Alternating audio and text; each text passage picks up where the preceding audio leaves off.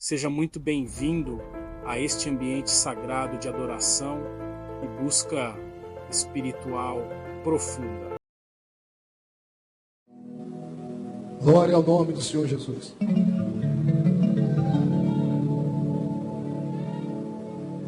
Lucas 24:49. Louvado seja o nome do Senhor Jesus.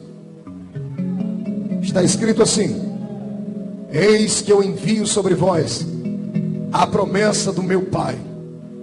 Ficai, pois, em Jerusalém, até que do alto sejais revestidos de poder. Vou ler de novo o versículo para acordar os pentecostais.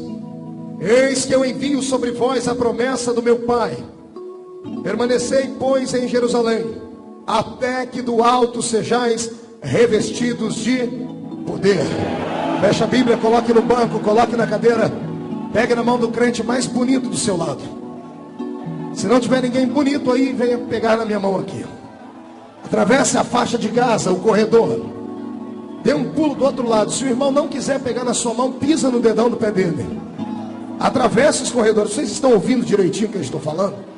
Então, atravesse os corredores e pegue na mão do seu irmão aí. Aperte com carinho até ele falar aleluia. Pentecostal que não faz barulho está com defeito de fabricação. Senhor Deus, eu te glorifico nessa noite. Daqui a alguns momentos entraremos, ó Pai, no céu. Entraremos pela porta da frente e atravessaremos o átrio, o lugar santo, e entraremos no Santo dos Santos para sentir a sua glória e a sua presença. Cerque este lugar, ó Pai, com uma muralha de fogo agora. Num raio de 5 quilômetros onde houver um demônio alojado, eu dou a esses demônios segundos para desaparecerem daqui. Porque se não sumirem, serão queimados pelo poder da sua glória que virá.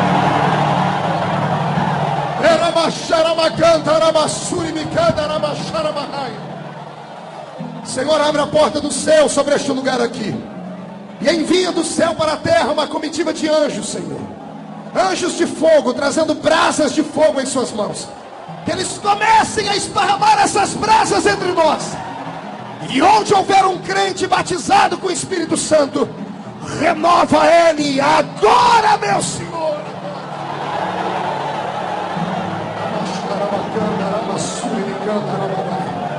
Fala conosco, Pai, em nome de Jesus. Tome o seu assento, por gentileza.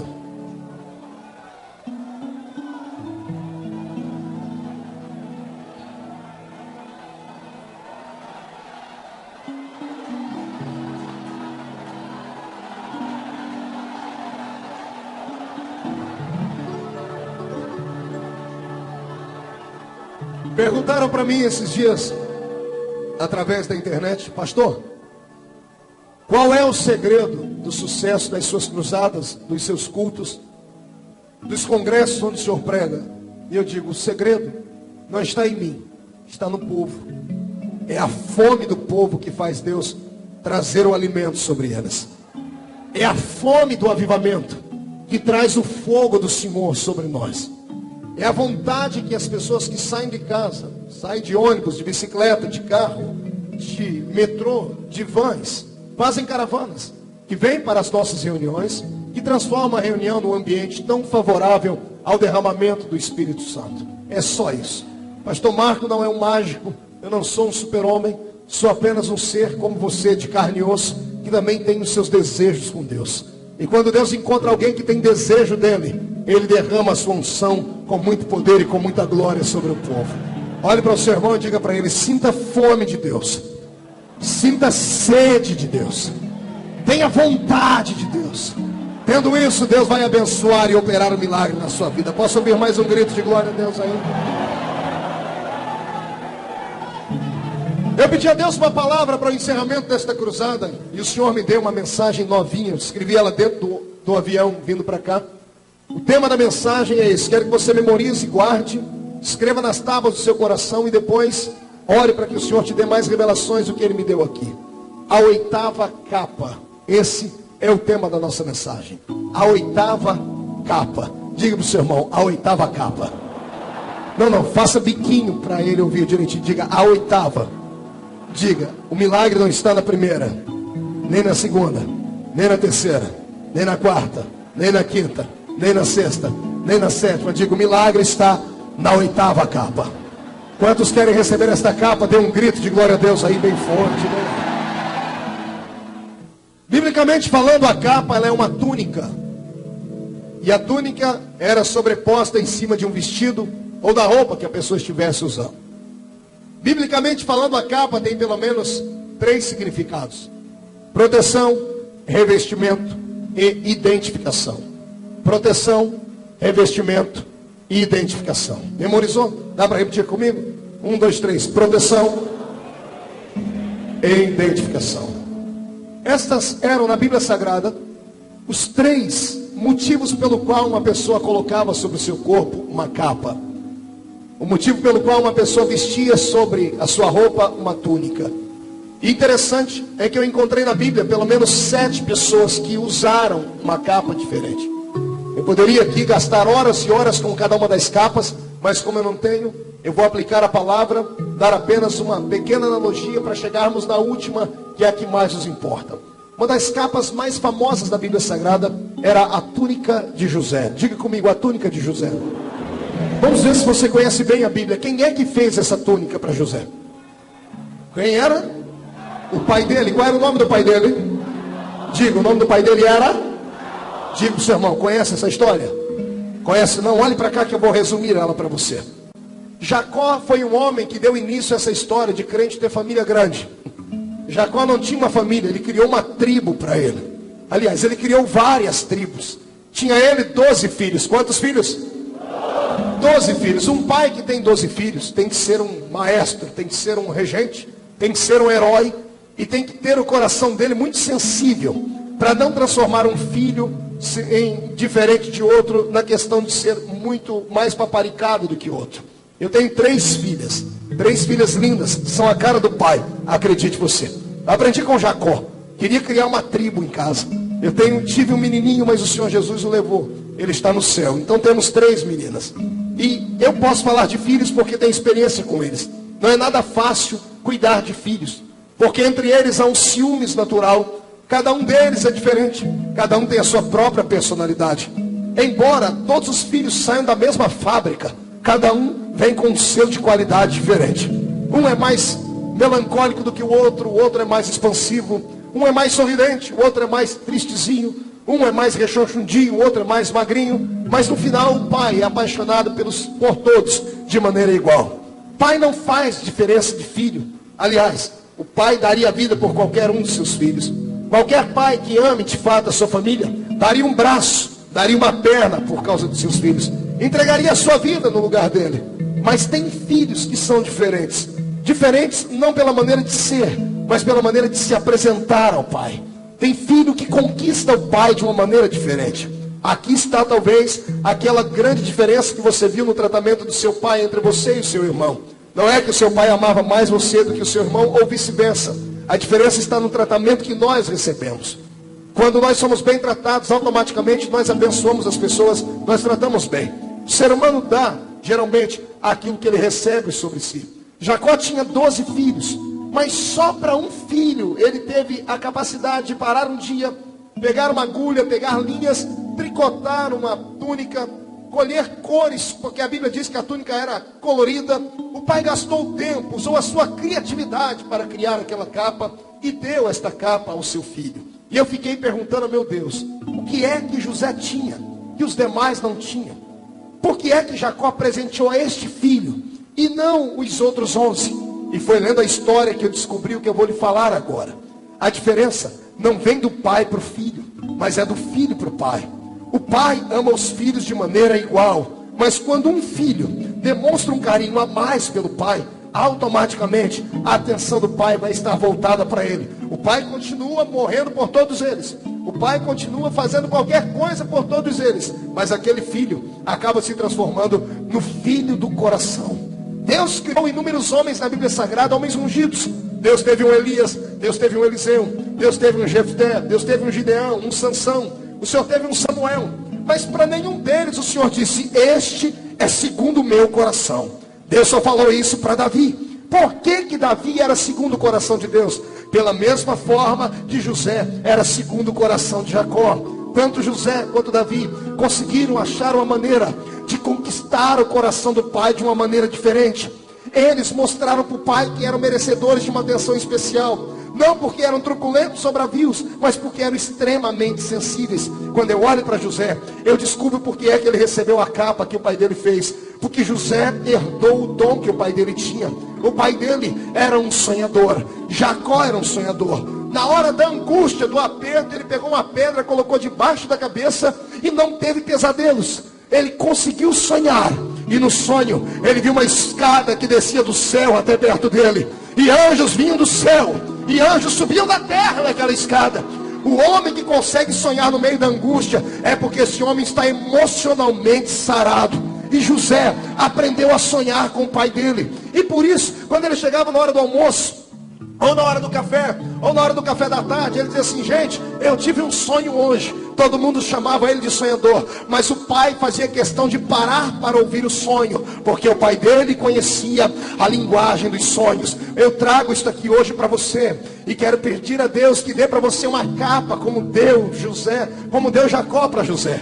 Eu quero que a capa que estava sobre José caia sobre você também. Eu quero que a capa do amor de Deus, por você ser um filho diferenciado, caia sobre a sua história hoje. Porque nós temos aqui entre nós aquilo que eu dei um apelido para José. Eu disse sempre nas minhas pregações que José era uma espécie de xodó. É assim que nós falamos no interior de São Paulo. Quando um filho é muito querido, a gente diz: esse aí é o xodózinho do pai dele. José era o xodózinho do pai. Assim como você vai se transformar nessa noite no xodózinho do Deus que está lá em cima no céu. Por que é que você acha que tem crente aqui que demora 40 minutos para pegar fogo, e tem outros que já vem incendiado de casa?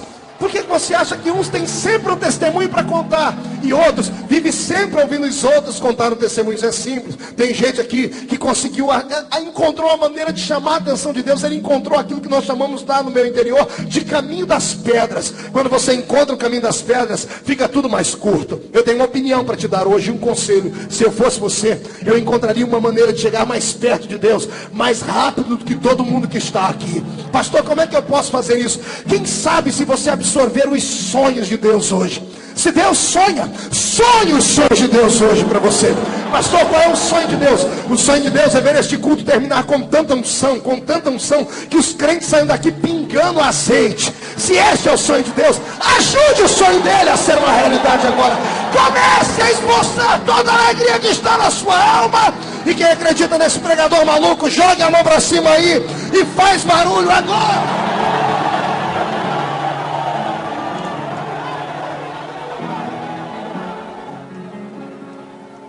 Esta é uma das capas mais conhecidas da Bíblia. Só que junto com esta capa vem as responsabilidades. É automático. Se você chamar a atenção do seu pai que está no céu, outro irmão do seu lado vai sentir inveja de você. Vão te jogar dentro da cisterna, vão te vender, vão te revender, vão arrumar calúnias para a sua história. Mas eu quero te dar hoje mais um conselho: não deixe de sonhar por causa das tribulações e das lutas. Porque o Deus que te deu o sonho vai encontrando uma maneira linda de fazer este sonho se realizar. Eu penso num Deus que é poderoso. Eu penso num Deus que é tão grande que não quer entregar na sua mão um milagre de qualquer jeito para você nem perceber que ele chegou. Deus é um ser que gosta de entradas triunfais. Lembra no Velho Testamento? Toda vez que ele aparecia, ele vinha em cima de uma nuvem cheia de glória, com raios saindo por um lado e por um outro. Quando ele chegava em cima do monte, o monte se sacolejava de um lado para o outro. Deus é um ser que gosta de entradas triunfais. É por isso que ele vai entrar na sua vida por esses dias e vai fazer um rebuliço na sua casa. Mas vai ser tão grande o que ele vai fazer que você vai ficar completamente apavorado. Tem alguém que acredita nisso aí? Jogue a mão para cima mais uma vez e adore ele. Diga para o seu irmão: esta é a primeira capa da Bíblia. Diga: pode até desejar esta, mas tem uma maior aí. A segunda capa da Bíblia Sagrada é uma capa maldita. É a capa que expressa exatamente a revolta, a insubmissão e a frustração do ser humano. É a capa babilônica que Acã pegou no caminho do Egito até Canaã. Acã foi um desses crentes que aqui dentro não tem, só tinha em Israel e lá na minha terra, que não tem paciência de esperar o tempo de Deus, que quer que Deus seja o empregado dele, e quer que todas as promessas que Deus fez tenham de se cumprir dentro do relógio dele. Ele quer que Deus ande dentro da agenda dele. Ele quer que Deus seja uma espécie de vassalo dele. E o meu Deus não é empregado de ninguém. A minha Bíblia diz que antes que houvesse dia, Ele já existia lá no céu. Deus é soberano e deve ser adorado. Acã não soube esperar o tempo de entrar na terra prometida para ficar rico. Acã não soube obedecer o seu líder que disse: quando entrar no meio daquele povo inimigo é para matar e queimar tudo. Acã era frustrado porque as pessoas que saíram do Egito com ele haviam conquistado cargos em Israel, e ele e a família dele não tinham nada. Então, quando ele teve a primeira chance, ele pegou para si, além de uma cunha de ouro, uma capa babilônica. E aquela capa babilônica exemplificava muito bem o que era o coração dele. Um homem que não estava tranquilo, um homem que era por demais desejoso de ter coisas que não lhe pertenciam e fora do seu tempo. Por favor, eu oro hoje para Deus quebrar a cobiça da sua vida, a cobiça maldita que tem te feito trabalhar mais do que devia. E vou lhe dar um conselho, isso é experiência. Quanto mais você corre atrás do dinheiro cegamente, mais ele foge de você. Você deve permanecer no centro da vontade de Deus, porque se você estiver no centro da vontade de Deus, a minha Bíblia diz que as bênçãos é quem tem que te acompanhar. As bênçãos do Senhor tem que te seguir. Você está no caminho contrário da história. Os crentes do século 21 não se preocupam com os meios, desde que consigam seus finalmente. Dizem eles, não importam os meios, o que importa é o final, e eu sou contra isso. Crente não pode ser desonesto. Crente não pode levar uma vida parecida com a do ímpio lá fora. Se for para ser parecido com aquele que está lá fora, entregue a sua carteirinha e rasgue ela. Saia da sua igreja. Se for para levar uma vida porca, podre, desgraçada, abandone a sua fé. Ah, pastor, mas se eu for assim, eu vou me chamar de bobo. Que te chamem de bobo, de desonesto, de maluco. Não entre por essa filosofia de almanaque que criaram os homens do século 21, que o errado tem que ser certo. E que ser honesto demais é para bobalhões. A minha Bíblia Sagrada em Provérbios 29, versículo 2 diz que quando o honesto governa, o povo todo se alegra.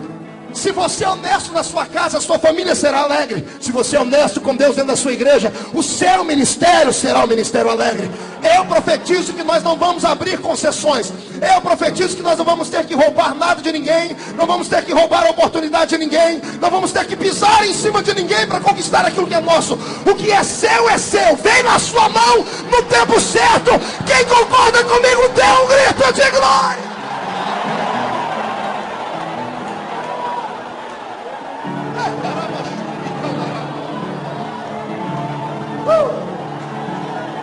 Meu corpo já começou a ficar arrepiado aqui.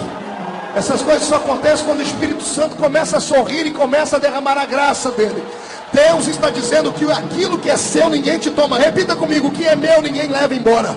Não bata no pé e diga: o que é meu ninguém toma. Escute aí, Satanás: o que é nosso ninguém pega.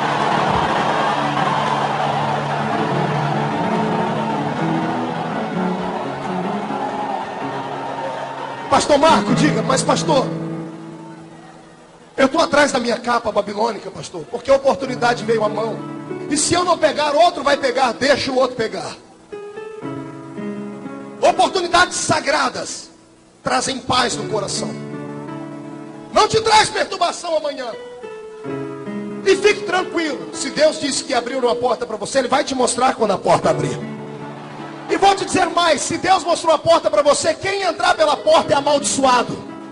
Só você entra para ser abençoado, porque aquela porta tem o seu nome. Quando Deus abriu o mar vermelho para o povo dele passar, Ele escreveu na porta das águas: só o meu povo passa aqui. Israel, quem não é Israel, se entrar aqui morre. Para Israel era bênção, para o Egito foi morte. Eu profetizo em nome de Jesus que você não vai sair daqui mais com medo das pessoas roubarem a sua chance, a sua oportunidade. Faça o que Deus colocou na sua mão para fazer e aguarde o tempo dele. O milagre está vindo pulando sobre os montes. Vai cair na sua casa. Pegue esse milagre e adore a Cristo. Acotovele o seu irmão, diga para ele: cuidado com a capa babilônica. Essa é a segunda. Diga: mas tem uma maior ainda. A terceira capa mais famosa da Bíblia é a capa de Elias. Posso ouvir aí a capa de Elias? A capa de Elias representava a influência, o sobrenatural, a coragem e a ação divina. Quem olhava para Elias queria ser como ele. Eu profetizo que o Senhor te dará esta mesma unção. A partir de hoje você não vai ficar correndo atrás dos outros para se espelhar nos outros. A partir de hoje quem vai ditar modas é você. A partir de hoje quem vai ditar filosofia será você. A partir de hoje Deus vai te dar um estilo de pregar tão diferenciado que até eu vou parar para copiar também. Chega de você ser sempre o último da fila. Está na hora do meu Deus inverter a fila e você vir para frente. Tempo de influência. Ou você acha que Eliseu queria apenas operar os milagres de Elias? Eliseu queria tudo que Elias tinha. E o que Elias tinha junto com aquela capa dele? Elias tinha autoridade. Coragem, diga para o seu irmão: coragem. Todo mundo pede a unção dobrada de Elias. Poucas pessoas querem as responsabilidades que Elias tinha. Quero ver você chegar diante de um rei e ter que falar para ele que ele está em pecado. Quero ver você pegar pelo cangote 850 profetas, 400 de Baal e 450 de Azera, e matá-los ao fio da espada no nome do seu Deus. Quero ver você correr mais rápido do que uma carruagem real puxada por 4 cavalos árabes de tração forte. E você chegar no palácio primeiro do que eles. Quero ver você chegar num lugar onde ninguém te conhece, subir em cima de uma pedra, bater no peito e dizer assim: ó, segundo a minha palavra não chove mais aqui. E as pessoas te questionarem: calma aí, não é segundo a palavra de Deus? Você dizer: não, é a minha. Anote aí, quem está dizendo sou eu, Elias. Deus te mandou, Elias? Não. Deus não precisa mandar. O que é certo, eu posso falar e ele lá em cima dá um jeito de assinar embaixo. Eu profetizo em nome de Jesus que a minha geração será uma geração de coragem. Uma geração tão corajosa que ninguém mais vai fazer você de tapete nesta cidade. Eu profetizo que Deus te dará autoridade no seu trabalho, te dará autoridade na sua escola, te dará autoridade dentro da sua casa, te dará autoridade na sua igreja. Ninguém mais vai te olhar de cima para baixo para te pisar, porque a unção que repousava naquele homem já está sobre ti. Quem crê nisso, abre a boca para adorar.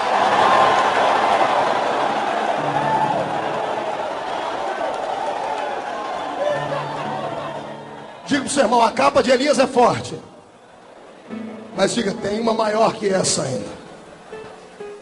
A quarta capa mais famosa da Bíblia é a capa de Bartimeu. Capa de quem? Bartimeu era um cego que andava pelas ruas da cidade de posse de uma capa.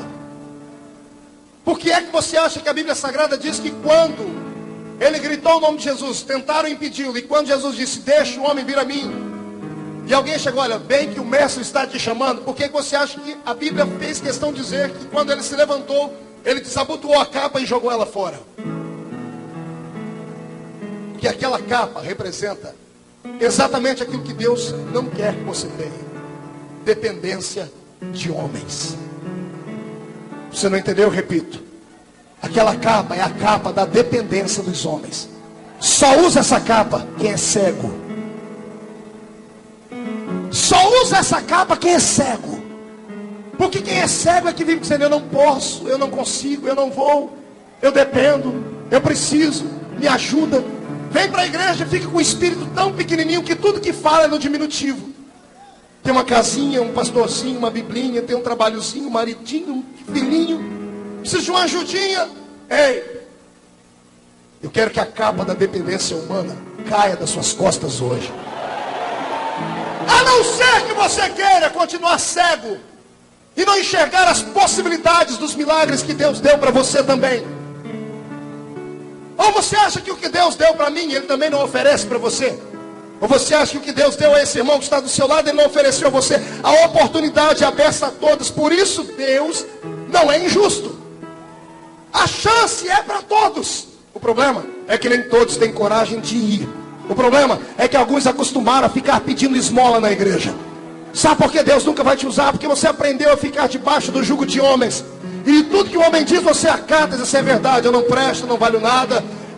Falaram, você sonhou, falou, pastor, eu quero ser um pregador. E o seu pastor disse, enquanto você não estudar teologia, enquanto você não fizer um curso, enquanto você não fizer isso, você nunca será. Aí você disse, como eu não tenho dinheiro para pagar um curso, eu nunca vou ser nada. E você, pronto. Fez a sua própria carapuça, vestiu uma carapuça de tristeza e botou a capa da injustiça nas suas costas. Fica para a igreja andando daqui para lá, correndo atrás de profeta, buscando uma chance. Mas nem você acredita. Quer que eu te apresente um crente que usa essa capa e não quer deixar de ser cego? Eu te apresento. Preste atenção no culto. O pastor está pregando, ele libera palavras de cura, libera palavras de bênção para a família. Ele está pregando e profetizando, e quando ele termina, o mesmo povo que parou para ouvi-lo faz uma fila. Pastor, ora por mim, pastor. Estou doente. Mas o pastor profetizou o culto inteiro que aquele era um culto de milagre. A pessoa ficou sentada no culto pensando na doença dela, na desgraça da enfermidade dela, na desgraça do problema financeiro dela, no problema do casamento, e não absorveu nada que saiu daqui. Terminou o culto, foi lá e falou, pastor, ora. E o pior não é isso, às vezes a gente ora. Quando termina de orar, a pessoa fala, pastor, continua orando por mim, está meu nome aqui, é porque o senhor sabe, eu sou doente, estou desempregado. Ô filho do cão. Além do infeliz não ter fé para ele, rouba da gente também. Senta perto de um crente desse jeito para você ver. A capa da dependência humana está aqui nas costas. Ele não ora nunca, mas toda vez que chega perto dele, ele fala, irmão, vocês oram por mim. O pastor pergunta todo culto, é costume de algumas igrejas, quem aqui precisa de oração? Você em sua casa. O pastor nem terminou, ele levanta as duas mãos e os pés juntos. Você está cego. E o pior não é isso, você se acostumou com a cegueira. A capa da dependência dos homens está na sua costa. Isso serve para os obreiros que estão me ouvindo aqui. E os seus ministérios estão travados, paralisados. Sabe por que você não cresce? Porque você depende só de homens. Sabe qual era o segredo da igreja primitiva? Sabe por que ninguém parava aquela igreja? Porque aquela igreja não tinha medo de morrer. Quem é que pode com um homem que não tem medo de morrer? Você vai ameaçar ele de que jeito? Me fale.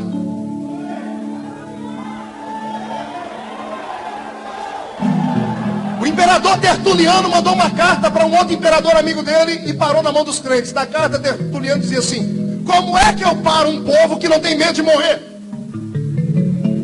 Eu ameaço, eles debocham na minha cara. Ei, quem é que vai parar você? Se você acreditar que você depende mais de Deus do que dos homens, quem vai parar você? Puxa a barriga, estufa o peito, mão direita para cima. Isso aqui é um culto de coragem. Chacoalha a sua mão, coloque no ombro de quem está do seu lado. Agarre o irmão, olha, nem para isso você presta, coisa ruim. Agarre o ombro do seu irmão, chacoalhe ele até ele ficar irritado, irrita ele. Irrita, mas chacoalha, tira ele do lugar, diga, é isso que Deus está fazendo com você hoje. Pare de depender dos homens, dependa de Deus. Uns confiam em carros, outros em cavalos, mas nós fazemos menção do nome do Senhor.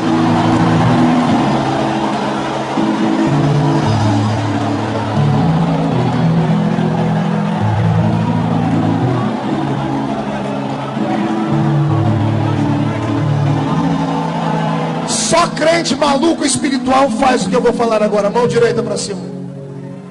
Vai nas costas do seu irmão, bem aqui perto do cangote dele. Pela fé, agarra a capa que está aí. A capa de Bartimeu diz assim, irmão, eu vou te ajudar a se livrar dela. Diga, a partir de hoje você só vai depender de Deus. Tire a capa, jogue debaixo do seu pé e pise em cima dela. Oh, glória a Cristo!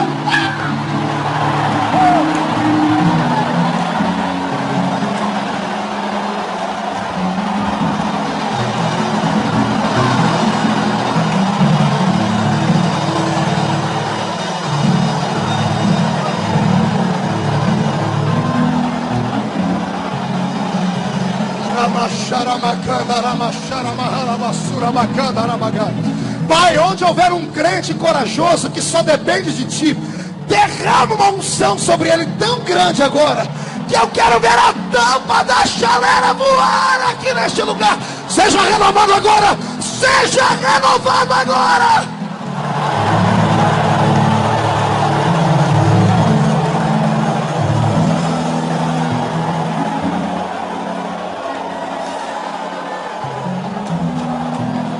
Estamos intercalando as capas. Uma capa desejável e uma capa que a gente pode jogar fora.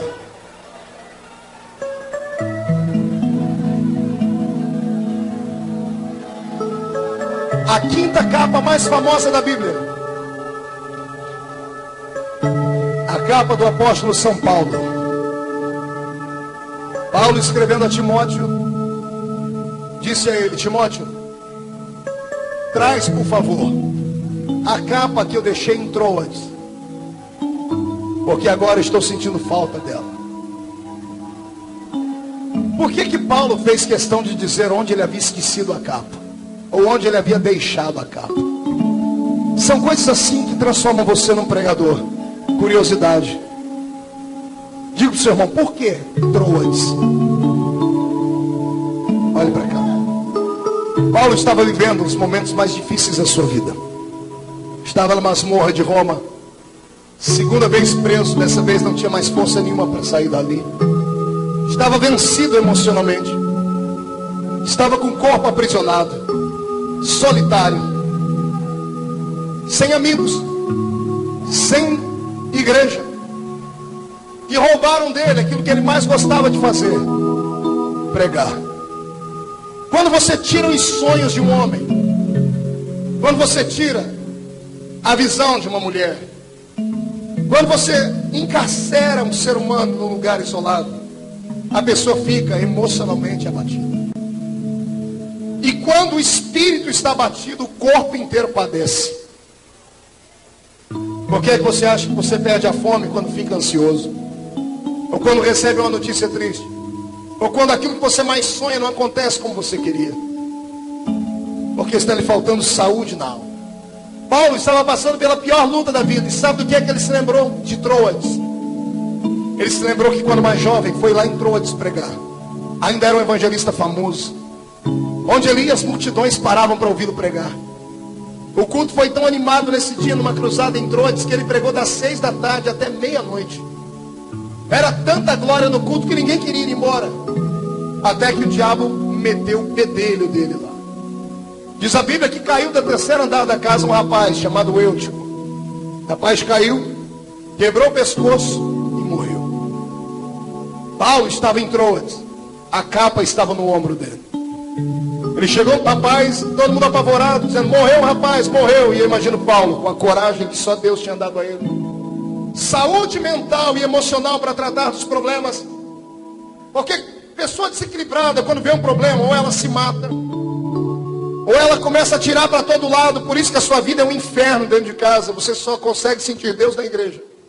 Você não tem saúde emocional para vencer os problemas dentro da sua casa, porque te falta uma experiência mais forte com Deus.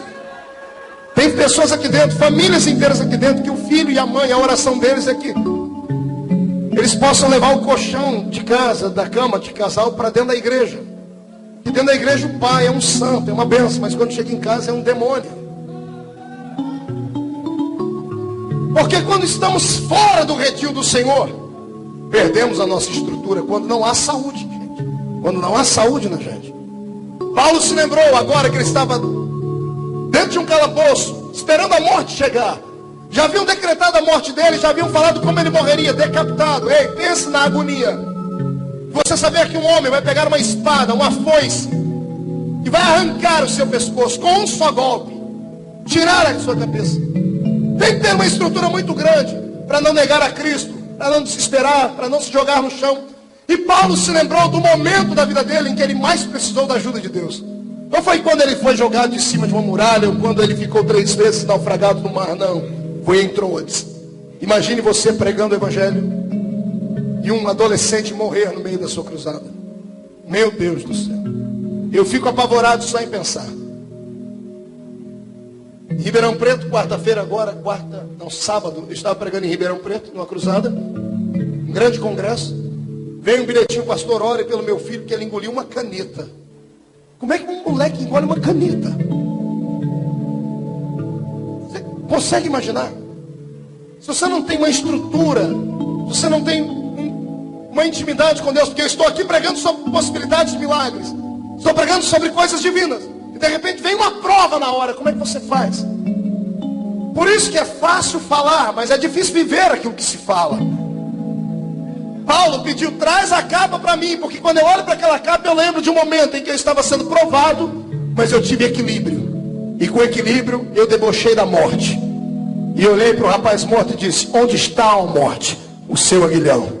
E quando disseram para Paulo, o moço morreu, Paulo gritou, ele não morreu, ele está dormindo.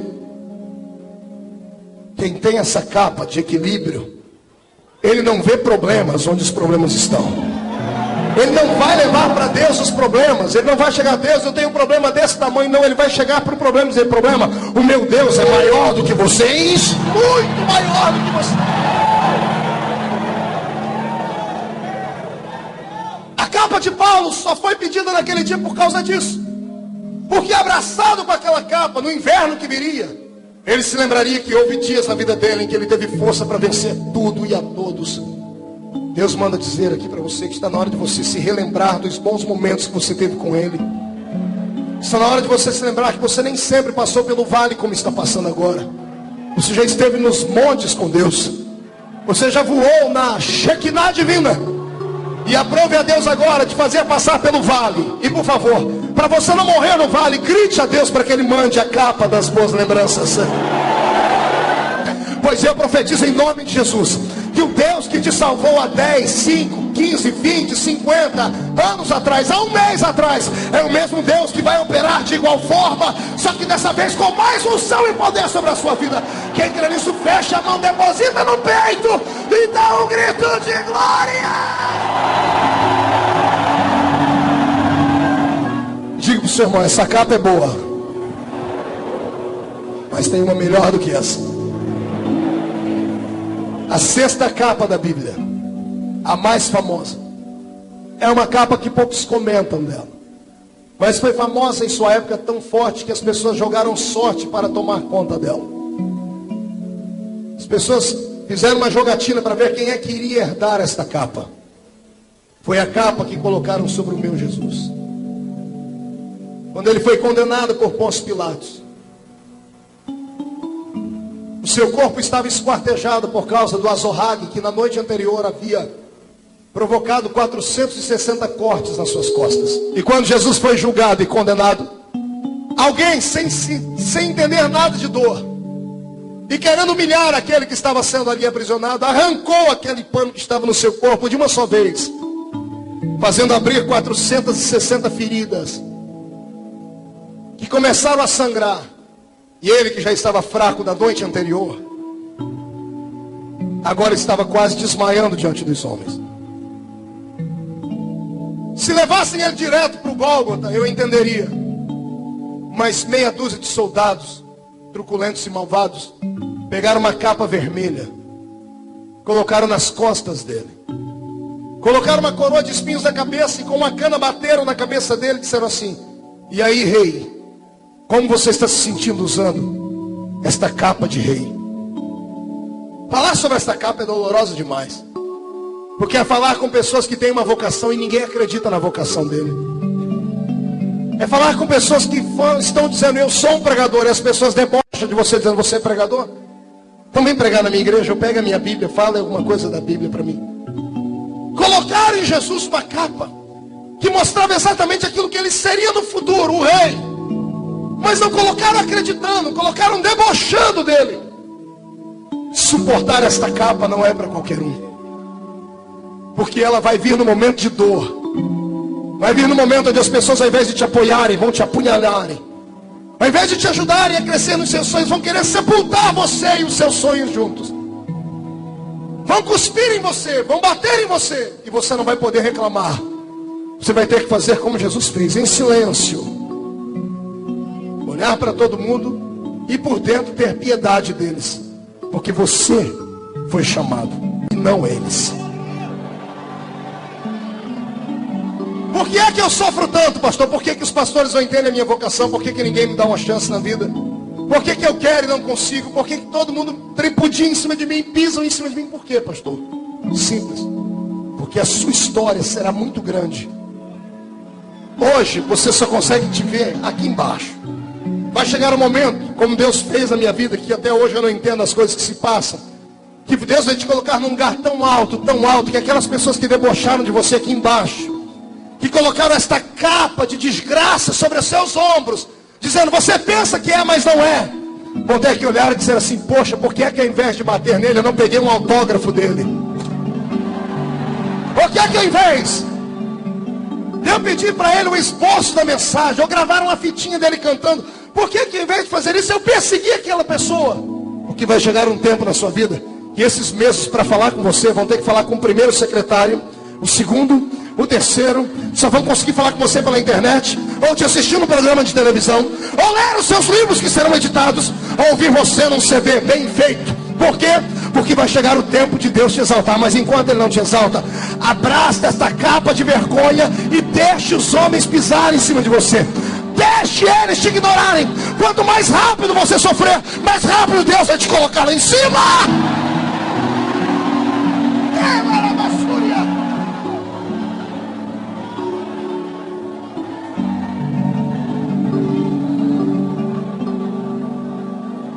Aguente firme. Ah, pastor, mas ninguém acredita que eu sou rei. Não acreditaram em Jesus também. Ah, pastor, mas eu vou ter que morrer para as pessoas acreditarem. Não, a Bíblia diz que antes de Jesus morrer, um dos que fizeram isso com ele teve que olhar para cima e falar, verdadeiramente, esse aí era filho de Deus. Se as pessoas que estão do seu lado são grandes, não acreditam que você é rei, fique tranquilo. Antes de você apagar do seu lado direito, alguém vai dizer, ei, você se lembra de mim quando você entrar no seu reino? É só aguardar um pouquinho. E eu profetizo que vai ser antes de dezembro. Quem tem fé para pegar esse milagre, pega ele, acredite. Deposite no peito e faça barulho para o inferno inteiro escutar.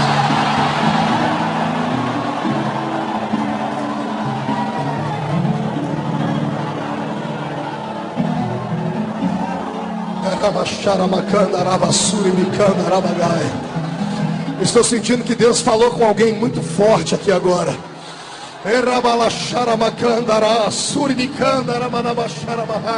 Isso, chore, irmã, derrame as lágrimas agora. Chore, profeta, chore, garoto. Derrame tudo agora, põe tudo para fora agora. Deixa Deus olhar para você, faz uma poça de lágrimas aí. Sai daqui com o olho inchado, porque está chegando o tempo onde a verdadeira capa vai estar sobre você. Segure só mais um pouquinho, o milagre vai acontecer.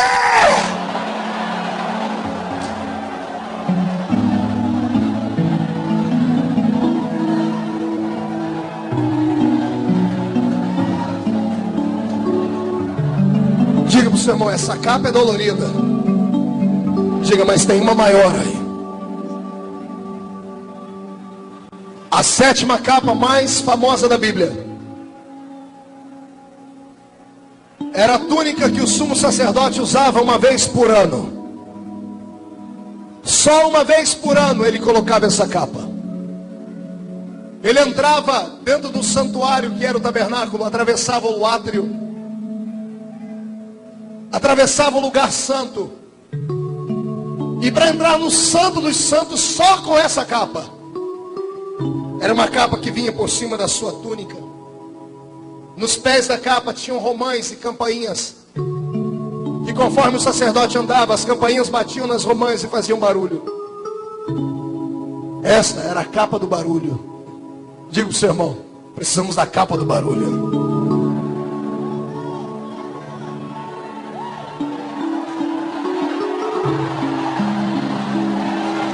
Perdoe você que é um mudo espiritual. Você que é mais gelado do que os icebergs da Antártida. Me perdoe aí você que não consegue abrir a boca nem para respirar. Boca de aço, língua de ferro, queixo de concreto. Me perdoe aí você que é uma geladeira humana. E que onde chega acontece milagre, cai neve em cima de você. Essa capa não é para você. Essa capa é capa do barulho.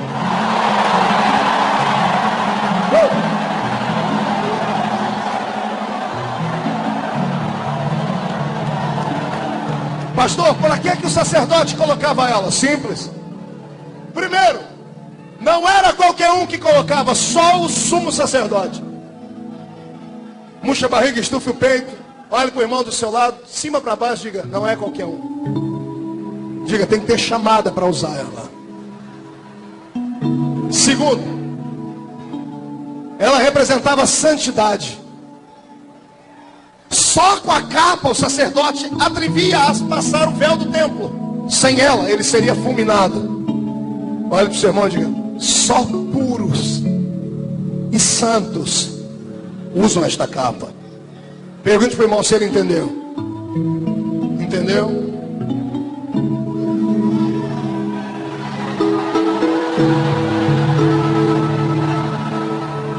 Pastor, por que essa capa tinha que fazer barulho? Simples. Porque às vezes o sacerdote não merecia usá-la e podia entrar lá dentro com aquela capa. Deus não se iludia. Se Deus descesse lá dentro, entre as duas imagens dos querubins que estavam em cima da tampa, chamava-se propiciatório, em cima da arca. Quando Deus descia ali dentro, se o sacerdote tivesse uma vida torta e podre, o sacerdote podia morrer. Se o sacerdote morresse, o barulho ia parar lá dentro. E se parasse o barulho lá dentro, acabou a história. Ninguém podia interceder pelo pecado do povo. Por isso que o povo ficava ao redor do templo uma vez por ano, todo mundo tinha a orelha pregada no santuário. Para quê, pastor? Para escutar o barulho da campainha do sacerdote. Sacerdote vivo, campainha fazendo barulho. Sacerdote morto, sem barulho nenhum. Barulho de sacerdote representava perdão de Deus. Pastor, isso aí é só para aquela época, né? Claro que não. A minha Bíblia diz que você é sacerdote. A Bíblia diz que nós somos constituídos reino e sacerdócio sagrado. Olha para o seu irmão e diga, você é um sacerdote. Aí pergunte para ele, cadê a capa? Sacerdote vivo faz barulho.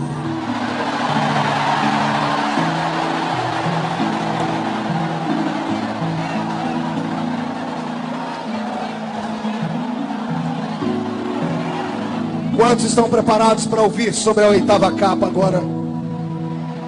Porque agora é que eu vou pregar. Até agora foi só a introdução da mensagem. Diga para o seu irmão, aperte o cinto, porque nós vamos decolar aqui agora. Tem sacerdote vivo aí? Faz barulho lá!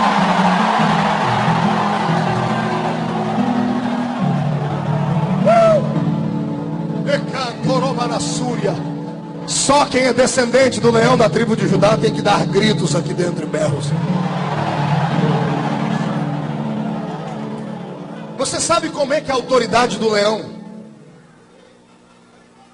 é respeitada dentro de um zoológico ou na selva? Não é pela juba dele, não é pela idade do leão, não é pelo seu pisar, é pelo seu urro. Quando o leão urra, até os passarinhos param. Leão não tem que sair gritando e batendo no peito, eu sou leão. É os outros a quem tem que ter inteligência assim, lá vem o leão. Pastor, o que o senhor quer dizer com isso? Eu quero dizer que você vai sair daqui hoje de posse da unção do leão da tribo de Judá.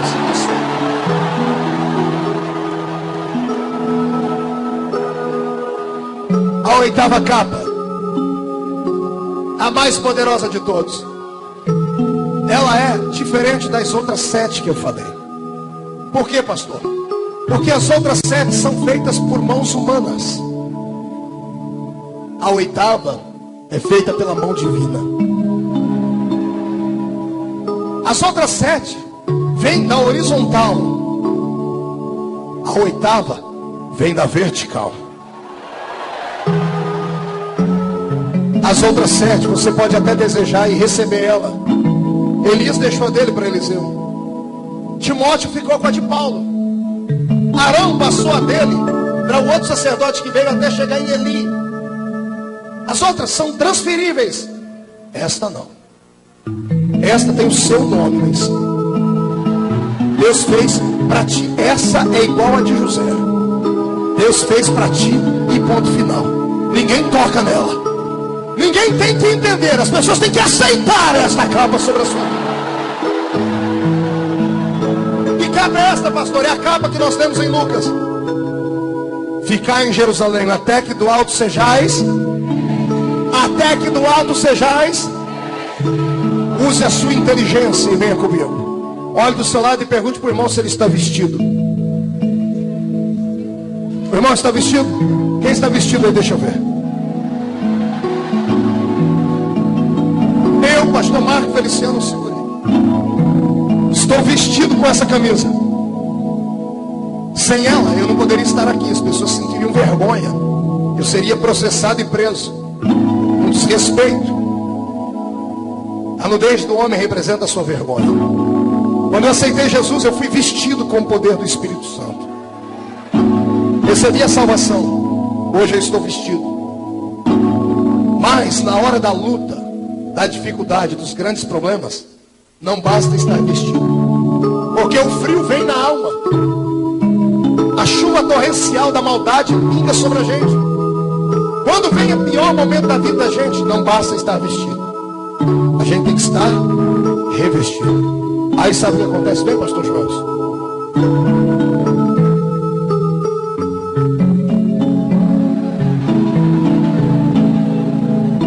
Eu fui revestido com esta capa, ela me protegeu. Deus vai fazer isso com você hoje aqui. O que eu vou dizer pode parecer maluquice, pode parecer coisa de maluco, pode parecer coisa de gente que está faltando parafuso na cabeça, mas eu vou dizer. Pessoas vão sair daqui hoje com um peso nos ombros. Vão sair com um peso nos ombros tão grande. E vão entrar dentro dos seus carros. Vão chegar em casa. Vão apagar. Vão dormir. Sem entender o porquê. Quando acordarem amanhã, a resposta vai estar na sua cara. Ninguém vai entender mais nada da sua vida. Vai cair sobre ti um peso da glória de Deus. Vai vir sobre ti a unção, a glória de Cristo Jesus. Vai revestir a sua vida. Você vai ter fogo até nos seus ossos. Eu profetizo em nome de Jesus que nenhum demônio cruzará o seu caminho sem ser destruído pela glória do Senhor. Quem crê nisso, abra a boca e dê um grito de glória.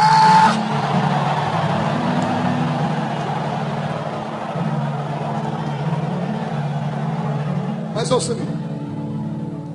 Este poder que reveste não é dado de qualquer maneira. Primeiro, você tem que estar no lugar certo para receber. Diga para o seu irmão, tem que estar no lugar certo para receber essa capa. Não, aponte o dedo no nariz dele. Diga, se você não estiver no lugar certo, você não vai receber esta capa de revestimento. Pergunte para mim, pastor, qual é o lugar certo? Jerusalém. Você deu glória, você tinha que ficar triste. Mas pastor, mas eu não tenho dinheiro para ir a Jerusalém. Faça assim comigo. Eu vou falar e você repete desse jeito. Você tem que ir em Jerusalém.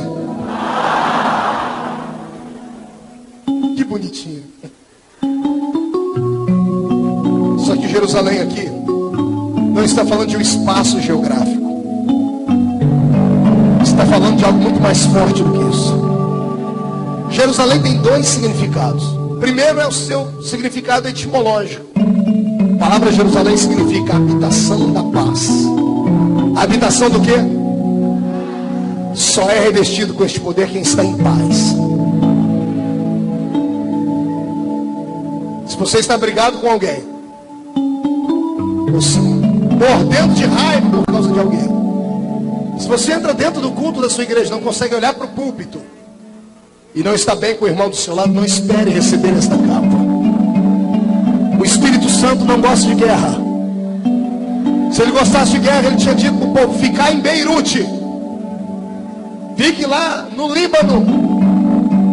Ele teria dito para o povo ficar lá em Bagdá. O Espírito Santo só desce onde há paz. E sabe por que as nossas cruzadas são um sucesso e uma bênção? Porque aqui habita a paz.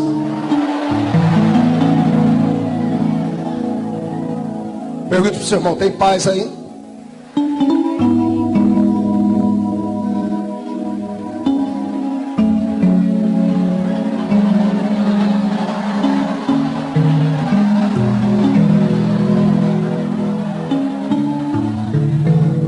Está na hora de você ter o poder de Deus pesado sobre a sua vida. Está na hora de você entender que você não é mais um. Está na hora de você entender por que ser pentecostal. Está na hora de você entender por que você ora em línguas. Por que a gente dá murro para cima e dá uns pulos meio doido aqui. Só pode entender isso quem quer aprender e quem está disposto a acreditar. Senão, fica parecendo coisa de maluco mesmo. Eu não grito porque quero. Eu grito porque eu sei o que acontece quando eu grito. Por que uma pessoa, quando ela está sentindo dor, ela grita? É o único recurso do cérebro para interromper por alguns milésimos de segundo a dor. Você já assistiu filme de guerra? Quando o soldado vai para o campo de batalha cerrado, quando ele está de frente às balas, os bombardeiros, eles não vão calados, eles vão gritando. Por quê? É a mensagem que manda para o cérebro para bloquear a dor e para expulsar a timidez. Por que as pessoas gritam no campo de futebol? Para mostrar a sua alegria e ovacionar o coração do atacante. Porque as pessoas gritam quando vão para o show de algum cantor. Estão extravasando a sua carne, a sua alegria de ser um cantor que eles são apaixonados por ele. Resultado, o cantor canta com mais vida, o jogador joga melhor. Você assistiu o último jogo da Copa? Desgraça. Um dos atacantes tentou, foi lá para o meio do povo e começou a dizer: pedindo para o povo gritar, se empolgar. Por quê? Porque o povo alegre, os jogadores ficam felizes, o povo está acreditando na gente. Por que eu grito na igreja? Use a sua inteligência. Por que eu grito aqui? Eu sei que tem alguém lá em cima que é apaixonado por barulho. Eu não grito glória ao homem. Eu grito glória a... Tem algum Deus na terra? Tem um sentado no alto e sublime trono. Quando eu grito aqui, ele não passa para ninguém o que é dele. Nem que ele tenha que ficar de pé no trono dele, estender a mão aqui para baixo e pegar cada glória e diz: essa glória é minha, essa é minha, essa é minha, essa é minha, essa é minha. Eu não reparto com ninguém. Se você manda a glória para cima, ele manda a glória para baixo. Então receba o revestimento dessa autoridade. Vai lá.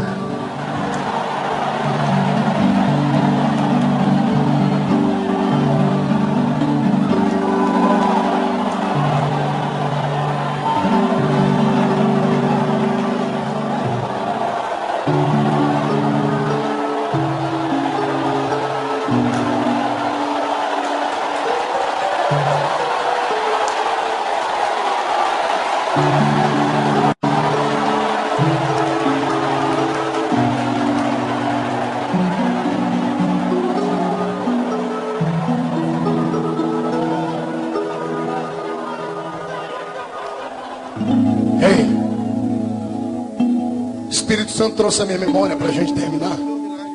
Uma história acontecida em São Paulo.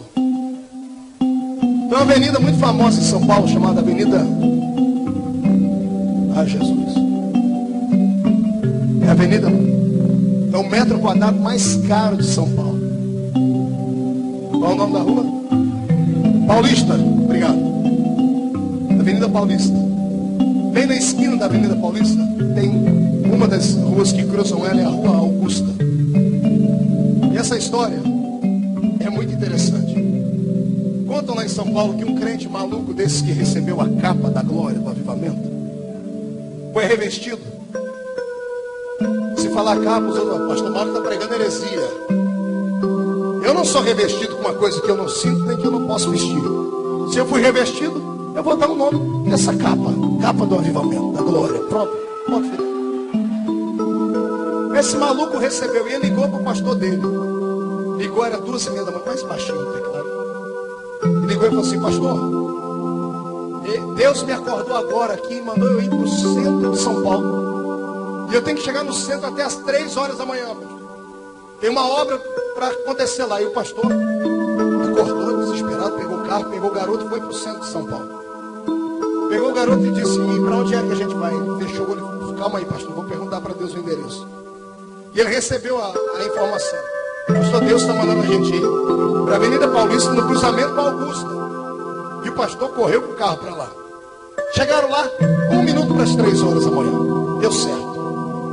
Quando o pastor chegou, olhou para o rapaz e falou: pronto, já estamos aqui. O que é para a gente fazer? O rapaz olhou para o pastor: não sei, Deus não falou ainda. O pastor olhou para o relógio, olhou para o frio que estava em São Paulo e disse: garoto, você me fez acordar à toa, nós vamos brigar muito. E não, pastor, Deus já vai falar comigo. Só um minutinho. O menino abaixou a cabeça. Levantou o pastor: pronto, Deus já falou para mim o que é para fazer. O pastor: o que é? O que vai acontecer? Deus mandou ir no meio da rua e gritar 3 vezes glória. O pastor olhou para ele e falou: o quê? Quem mandou você gritar 3 vezes glória? Foi Deus. O pastor falou: Deus é maluco? Pastor, foi Deus que mandou o pastor para não ficar bravo. O garoto falou: vai lá, vai. Aí grita. O rapaz foi para o meio da rua, encheu o pulmão de ar, olhou para o céu e gritou: glória! E a voz dele se perdeu.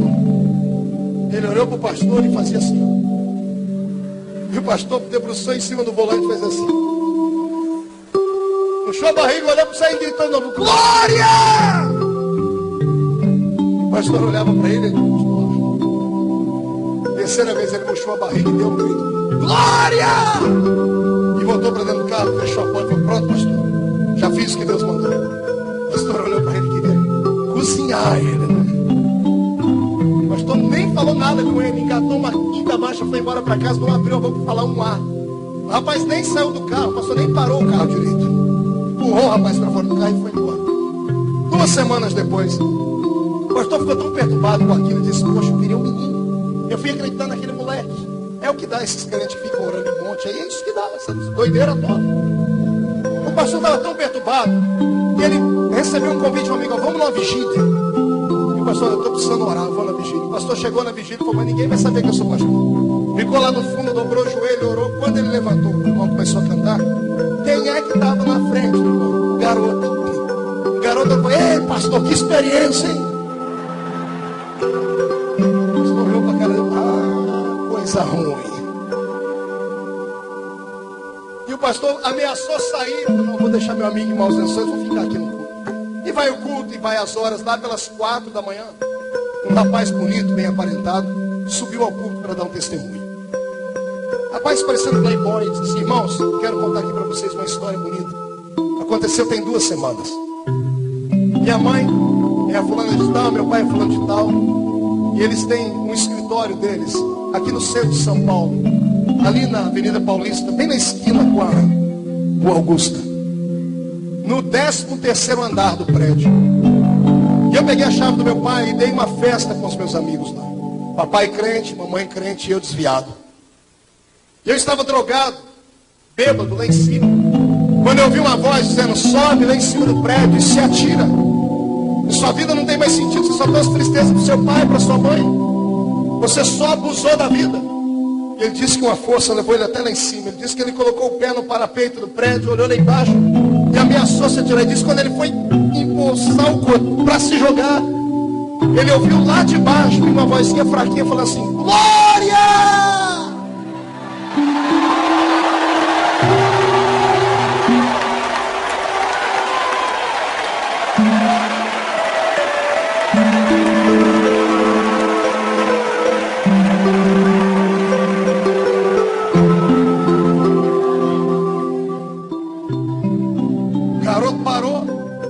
Que achou que era uma loucura, aquele glória. Na hora o Espírito Santo trouxe a memória dele, ele criança na igreja, e toda vez que a mãe dele terminava de orar por ele para dormir, ela dizia: oh glória. E ele falou: é coisa da minha mente. A voz dizendo: o diabo, falou, pula.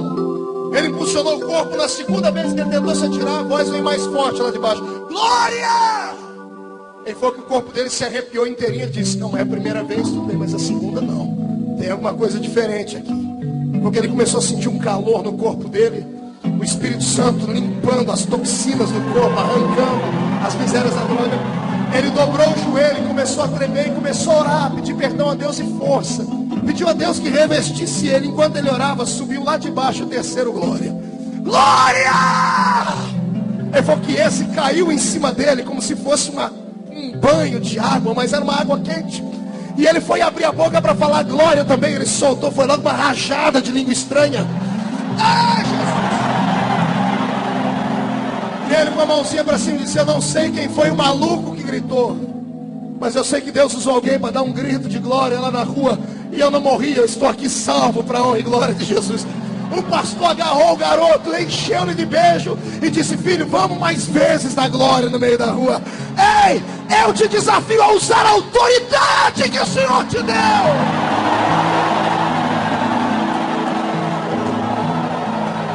Fique de pé comigo.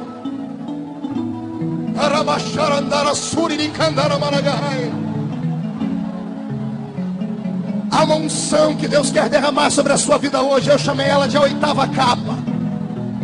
É uma unção mais forte que a de Elias, do que a de José, do que a dos sacerdotes, tudo misturado. O que Deus vai te dar aqui agora não tem preço que pague. Não tem homem na terra, não tem demônio no inferno, não tem anjo no céu que vai roubar de você o que Deus vai te dar aqui agora. Eu profetizo que vai ser tanta glória na sua vida, que esta semana, quando você subir no púlpito para pregar, se segure. Aquela igreja vai incendiar. O Senhor vai te dar sabedoria para saber falar com a família. O Senhor vai te trazer unção, graça. Você não vai precisar mais cobiçar nada de ninguém. Deixa a capa babilônica para lá, porque a unção de Deus, ela atrai. Diga comigo: a unção de Deus atrai. Não grite: a unção de Deus atrai. Ela atrai a bênção. Ela atrai a bênção financeira. A unção de Deus atrai a bênção emocional. Quem está debaixo desta graça, de nada tem necessidade. Se você crê no que eu estou dizendo, abra a boca e comece a adorar. Comece a adorar. Comece a adorar. Comece a adorar.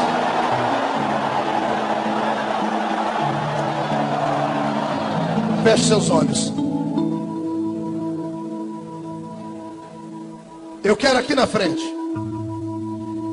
pessoas que se sentem rejeitadas pelo seu pai. Quero aqui na frente pessoas que estão frustradas porque vê acontecer tudo na vida de todo mundo, menos na sua. Quero aqui na frente pessoas que viram o ministério dos outros e dizem: eu quero ter um ministério assim. Quero aqui na frente gente que não quer mais viver dependendo dos homens. Quero aqui na frente gente que precisa de equilíbrio emocional para conduzir os seus negócios, a sua família, o seu casamento. Quero aqui na frente gente que perdeu todos os seus sonhos porque as pessoas debocharam dos seus sonhos. Quero aqui na frente gente que perdeu a experiência dos barulhos com Deus, que perdeu a unção divina. Por quê, pastor? Porque o Senhor derramará sobre ti hoje o revestimento da unção do Espírito Santo.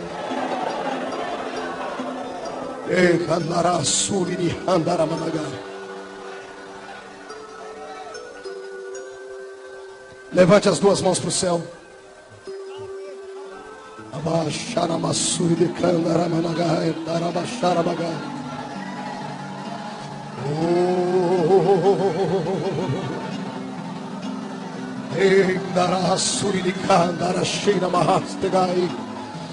Chacoalha suas mãos, chacoalha suas mãos. Pai, coloque uma brasa de fogo nessas mãos agora.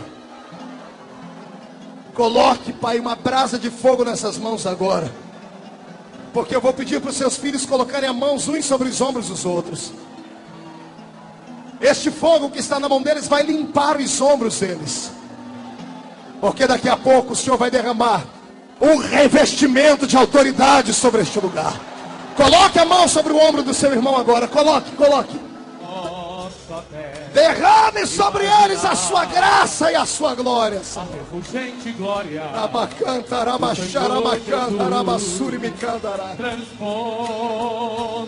Feche os seus olhos e adore a Cristo. Adore a Cristo. Adore ao Senhor. Onde nem sul nem norte existirá que em meio a lágrimas, sorrisos de alegria. Abra sua mão direita. Prazer. Diga comigo, todo mal, todos os demônios, na palma da minha mão agora. Fecha suas mãos, fecha. Levante lá em cima. Vou contar até 3, você vai jogar no chão e pisar em cima. 1. A capa do avivamento está sobre a sua vida. 1,5, a sua família está debaixo desta glória. 2, a sua igreja está revestida de poder.